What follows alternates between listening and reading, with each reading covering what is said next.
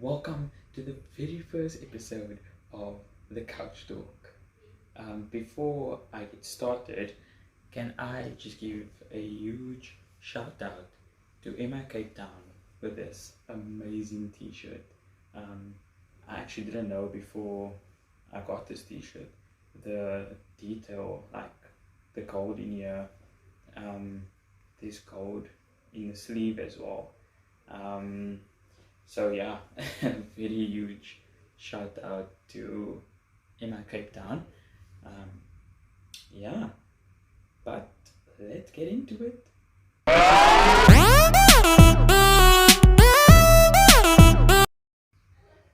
So on the first episode of the Couch Talk, I'll be talking about the Champions League results of last week, the Premier League results this past weekend, and then upcoming fixtures, because there's Premier League fixtures and Champions League this week.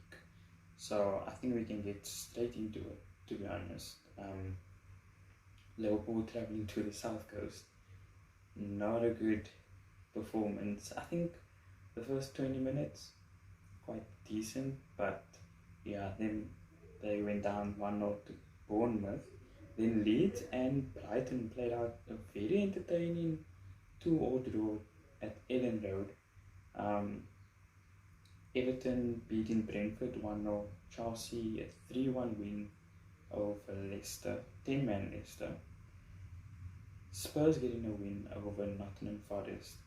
Man City with a Haaland penalty got the 3 points at Selhurst Park. And then a 10-man United drawing 0-0 against Southampton. Then we had the claret and blue derby. That's what I call it. West Ham and Aston Villa playing out a 1-0 draw over there. And then Arsenal taking another step towards that Premier League trophy with a brilliant 3-0 win over Fulham. And then Newcastle and Wolves ending off the Premier League weekend. Newcastle 2-1 win over Wolves. So yeah, I think we can just get straight into the top 4 race, because there are quite a few teams in it. I think from 3rd up until 6th, I think every team has a chance to make it. And personally, I think 3rd place is up for grabs, because I don't think that everyone is in this amazing form and always winning. There's no consistency at the moment between United, Spurs, Newcastle, Liverpool. So I think each and every one of them could still make top 4, and I think it's just going to come down to who wants it more, I guess, and who can put I think maybe 4 or 5 results together in a row, and actually want to get top 4. So I think that's very open, that race. And then the title race, I think there's only 2 teams in it, Arsenal and Man City.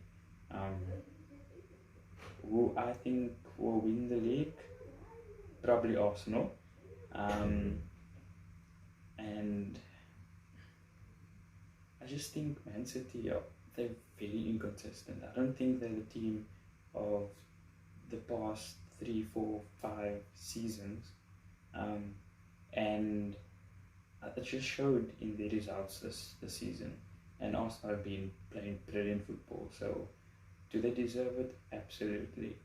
But it's going to take a resilient Arsenal to win it, because they still have to go and play Man City. They still have to go to Anfield. And those are 2 results where they haven't been brilliant in the past few years, but this is a new Arsenal. This season they've been up for the challenge. So yeah, I do think Arsenal will win it, but we'll see how that one goes.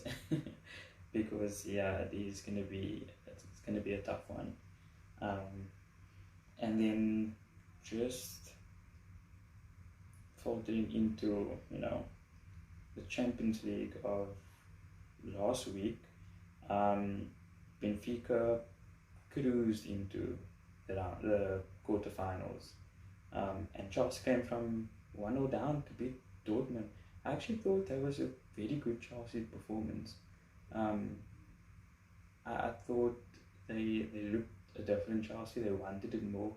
The crowd was up, and I don't know. Dortmund looked a bit flat, but that's what Champions nights can do to you, especially when you play away. And Chelsea just they thrived off the atmosphere.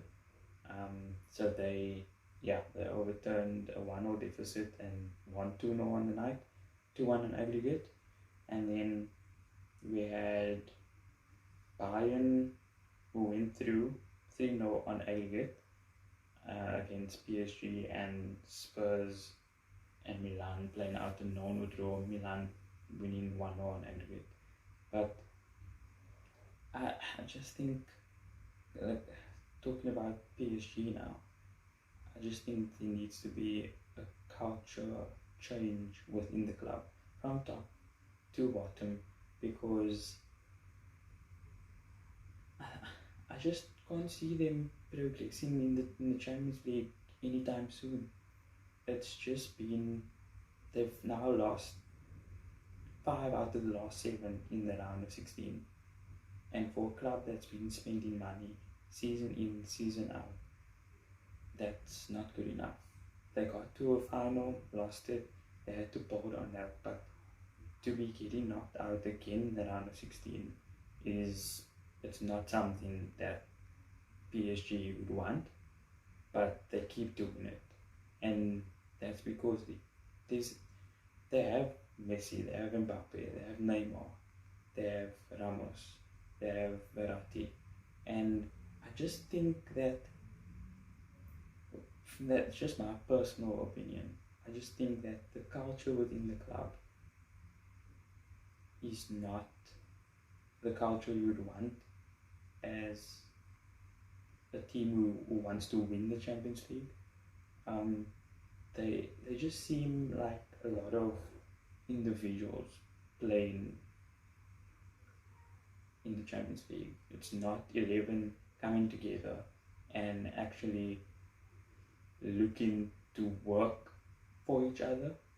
It's more just accolades and, you know what, we've won the league and we win cups and stuff, but you want to reach the Champions League final, you want to win it, and I just can't see it happening unless there is a culture change. And then same at Spurs. For me, Spurs, it's been coming. We know the term Spursy, and that was Spurs again this week, last week, and Antonio Conte has not done well in the Champions League as manager in general. He hasn't done well in the Champions League. He hasn't done well now again with Spurs because they're out again. And I know Spurs fans think, everyone says, oh, we're bottlers and we're this and we're that. But if you're not actually going to cup finals and you're not competing for the league and you're not doing these things, but you keep spending money in the transfer window, then I think the term Spursy suits you very well. But yeah, I just don't think that Spurs look like a team that's going to win a trophy anytime soon. They go into competitions, FA Cup, League Cup, they're in the league, Champions League. They just don't look like a team who wants to actually win a trophy. So, I mean, it's easy coming out and saying, oh, we want to win a trophy, we want to end the drought and all of those things. But like, there needs to be a plan going with that to actually do it, and not just keep saying things and changing managers and changing players, because in the end you're just going to keep doing that and it's going to keep failing because you get the best managers in but nothing else changes. So I think there also needs to be a change from top to bottom, in terms of the culture of the club and how the club is run. Um, and for me, Kane has to leave if he wants to win a trophy. Same with Mbappe.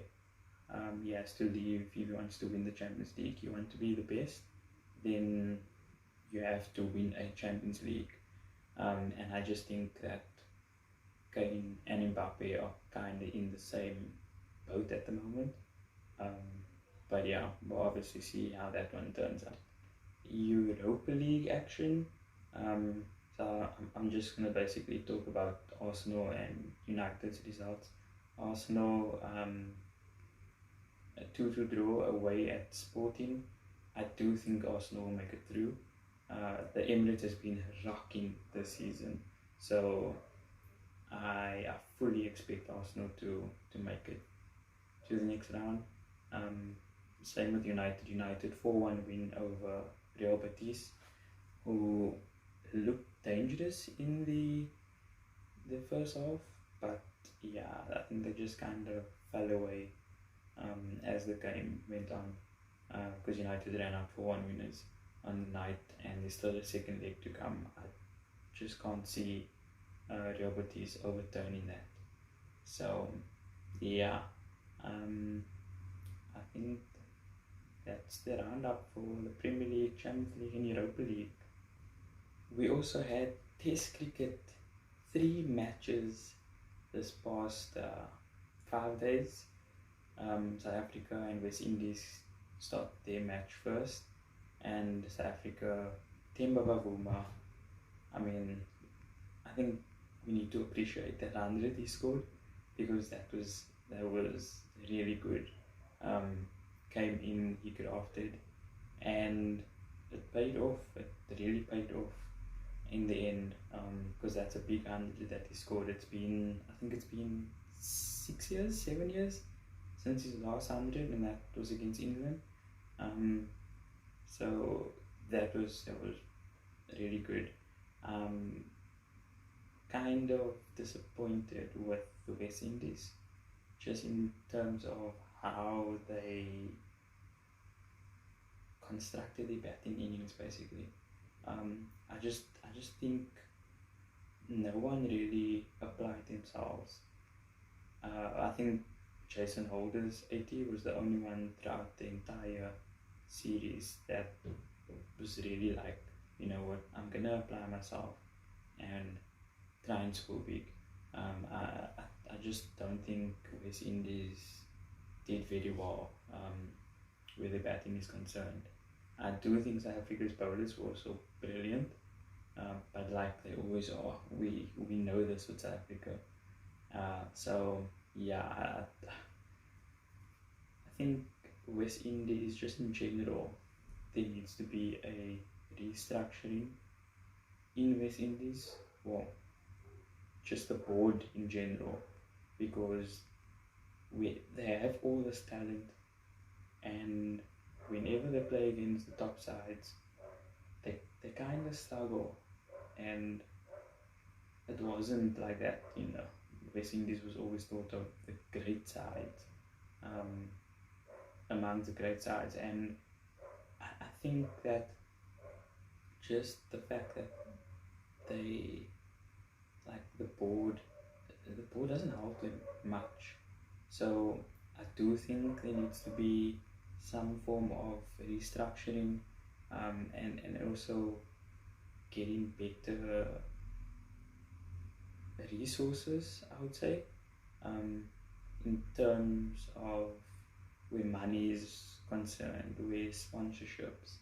I think more Test cricket needs to be played in the West Indies, and I just think that will elevate their game. But yeah, I don't think they really did very well with the bat in the series. So they went 2-0 down to South Africa, and then we had the New Zealand and Sri Lankan test match. What a test match. One of the best I've seen in my lifetime. And I thought I saw one of the best about a week, 2 ago. Because New Zealand beat England in the last over of the test match as well. And they did it again. Kane Williamson with a brilliant 100 to see them over the line. On the last ball, needing 1 run to win, and it was actually scenes at Hagley Oval. So yeah, big ups to the West Indies. And then Australia and India, they played such a good first 3 test matches, but the third one was not a great watch. I think it was 1,226 runs scored between all of them, and 21 wickets fell over the course of 5 days. The pitch was just flat. It was honestly, it was like driving on the freeway, and you just keep driving and keep driving and keep driving, and nothing changes. That's basically how the pitch played. It was slow, it was flat. The batsman, if you got yourself in, you were bound to score runs. So yeah. Also, can I just say that I think what it was 800s scored over the 3 test matches in the space of a week. That's insane. Yeah, 800 scored, and Kane Williamson scored the last of the 8. So yeah, big ups to the test matches. The World Test Championship is going to be between India and Australia in England. That will be mid-year, in a couple of months' time, and yeah, I think that's going to be a good one because it's only neutral ground. So yeah, that's one to watch out for. So yeah, I think brilliant sporting weekend. Brilliant sporting week in terms of test cricket, and there's so much more to come because we have the women's IPL still ongoing, we have Champions League tomorrow and Wednesday. So yeah, Liverpool having to overturn a 5-2 deficit at the Bernabeu. Personally, I love Liverpool. I am a huge fan, but can I see it happening? Probably not. It's going to be really tough to overturn that.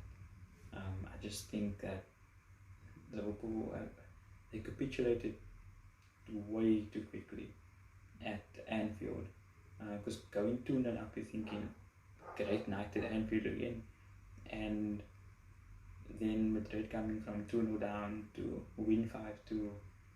I know everyone's throwing Istanbul 2005 around and Barcelona 4-0 at Anfield, but Madrid is a different outfit.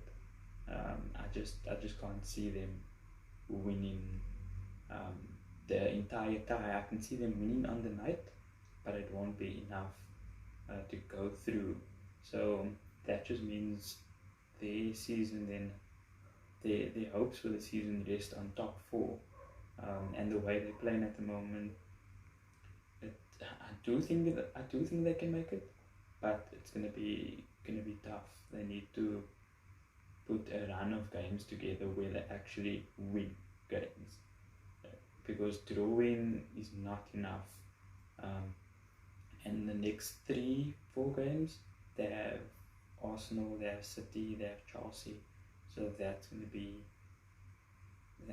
I think that's where they will know if they make Champions League or not.